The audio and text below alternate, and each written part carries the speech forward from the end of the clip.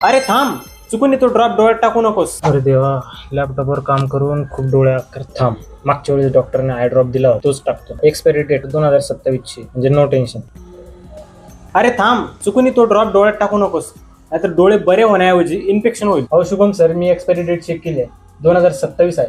मग काय प्रॉब्लेम? अरे हाच तर मोठा प्रॉब्लेम आहे. थांब सांगतो. जर तुम्ही सुद्धा अशी चूक करत असाल तर तुमचे डोळे कायमचे खराब होऊ शकतात. लोकांना वाटतं एक्सपायरी डेट संपलेली नाही म्हणजे औषध सेफ आहे, पण आय ड्रॉपच्या बाबतीत हा नियम पूर्णपणे वेगळा आहे.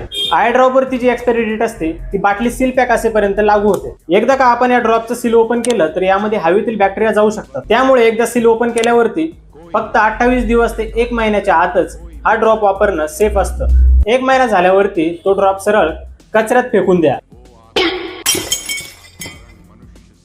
लक्षात घ्या, डोळे खूप नाजूक आहेत, त्यामुळे अशी चूक करू नका. नेक्स्ट टाइम जेव्हा तुम्ही नवीन आय ड्रॉप घ्याल तेव्हा त्या ड्रॉपवरती ड्रॉप ओपन केल्याची डेट नक्की लिहून ठेवा. व्हिडिओ आवडला असेल तर लाईक करा, शेअर करा, कमेंट करा आणि आपल्या चॅनलला सबस्क्राईब करायला विसरू नका. काळजी घ्या.